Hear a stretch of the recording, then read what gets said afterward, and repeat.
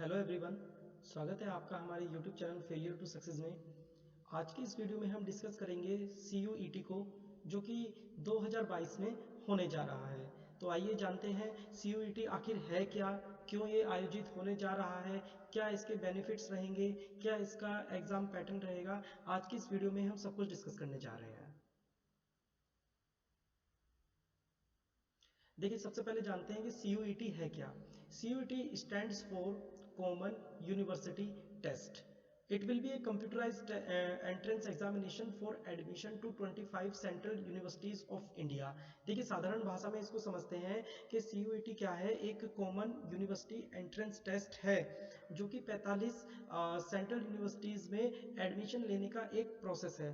देखिए, पहले क्या होता था कि जैसे सपोज दैट किसी को DU में एडमिशन लेना है तो वो अपनी कट ऑफ निकालता था, बट कट ऑफ इतनी ज़्यादा होती थी कि 99%, 99.5%, देन उसमें एडमिशन मिलना बहुत मुश्किल हो जाता था।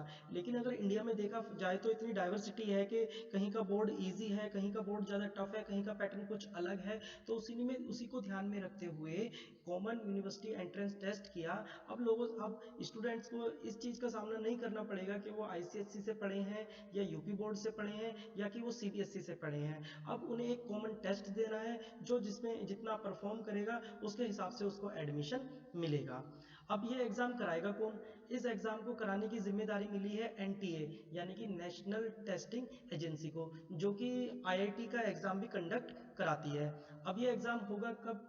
इन the first week of July के फर्स्ट वीक में इस टेस्ट को होगा।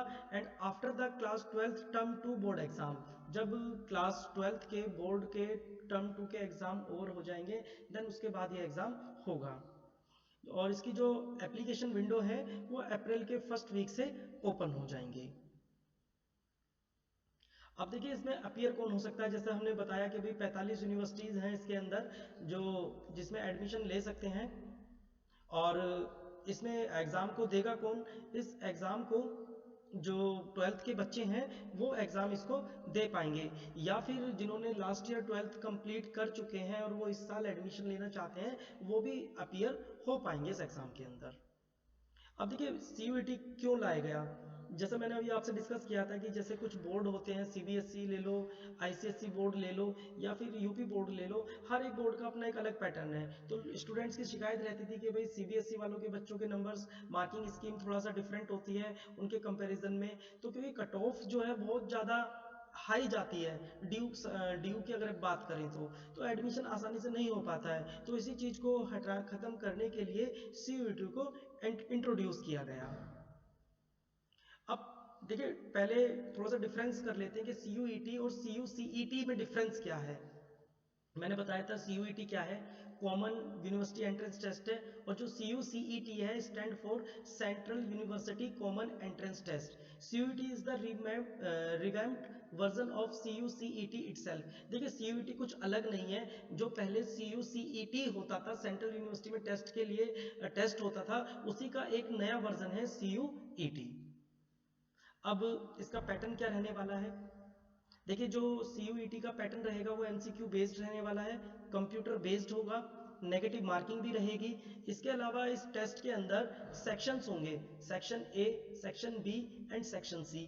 सेक्शन A के अंदर आपका लैंग्वेज टेस्ट होगा, जिसके अंदर इंग्लिश का आपका कॉम्प्रिहेंशन वगैरह टेस्ट किया जाएगा अगर आपने इंग्लिश चूज की है तो। सेक्शन B जो रहेगा आपका, उसमें डोमेन स्पेसिफिक टेस्ट रहेगा। मीन्स कि आपको सपोज दैट बायोलॉजी चूज करना है या फिजिक्स चूज करना है तो आप अपनी डोमेन के 6 सब्जेक्ट को, मैक्सिमम 6 सब्जेक्ट को चूज कर सकते हैं, तो वो डोमेन स्पेसिफिक हो जाएगा। Section C which is optional, जो ऑप्शनल रहेगा उसके अंदर क्या होगा, एक जनरल टेस्ट होगा जिसके अंदर वोकेशनल, ओपन एलिजिबिलिटी या क्रॉस स्ट्रीम टेस्ट होगा। इसमें आप जो सेक्शन C है ना, इसके अंदर आपका एक तरीके से एप्टीट्यूड टेस्ट होगा। इसके अंदर आपकी रीजनिंग, मैथमेटिक्स और इसके अलावा आपका जनरल अवेयरनेस, करंट अफेयर्स, ये सारी चीज़ें भी पूछी जाएंगी। सपोज दैट कोई यूनिवर्सिटी है जिसको केवल रिक्वायरमेंट है कि बस वो केवल बच्चों का जनरल एप्टीट्यूड टेस्ट करना चाहता है, तो वो सेक्शन सी को टेस्ट करेगा। कोई यूनिवर्सिटीज है जो लैंग्वेज प्रोफिशिएंसी चाहती है तो वो सेक्शन ए के लिए एलिजिबल है। इसी के अलावा जो सेक्शन A की लैंग्वेज टेस्ट होगा उसमें क्या रहेगा, candidate will need to compulsory appear for one language test, यानी कि स्टूडेंट को एक लैंग्वेज में तो अपीयर होना ही पड़ेगा। टोटल लैंग्वेज कितनी है, 13, हिंदी, मराठी, गुजराती, तमिल, तेलुगु, कन्नड़, इनमें से कोई भी एक लैंग्वेज ले लेगा।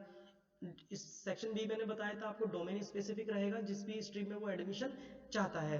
Candidate need to pick at most 6 domain, 6 domain उसको चूज करनी है आउट ऑफ 27, जो कि which they want to study at the UG level, जो अपने वो अंडर ग्रेजुएट लेवल पर पढ़ना चाहते हैं।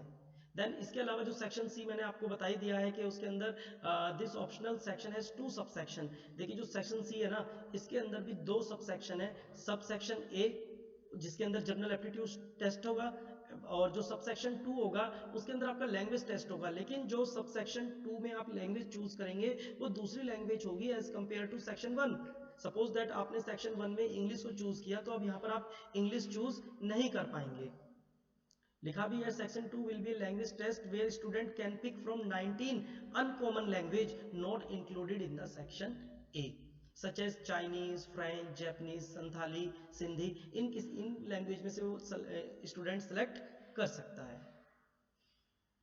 तो ये इस स्लाइड्स में यहाँ तक था कि किस तरीके से टेस्ट कंडक्ट होगा। नेगेटिव मार्किंग मैंने बताया कि नेगेटिव मार्किंग होगी, कंप्यूटर बेस्ड टेस्ट होगा, फर्स्ट टाइम इंट्रोड्यूस होने जा रहा है। सेंट्रल यूनिवर्सिटी में टेस्ट का एक मीडियम है, और आई थिंक 2 अप्रैल से इसकी विंडो ओपन हो जाएगी। उसके बाद हम आपसे जुड़े रहेंगे, जिसमें हम इसमें किस तरीके से फॉर्म को भरना है, और आने वाले समय में आपकी तैयारी भी इस प्लेटफॉर्म के माध्यम से हम कराएंगे। तो आई होप ये सारी चीज़ें समझ में आई होंगी। वीडियो को लाइक कीजिए, सब्सक्राइब कीजिए। Thank you for watching this.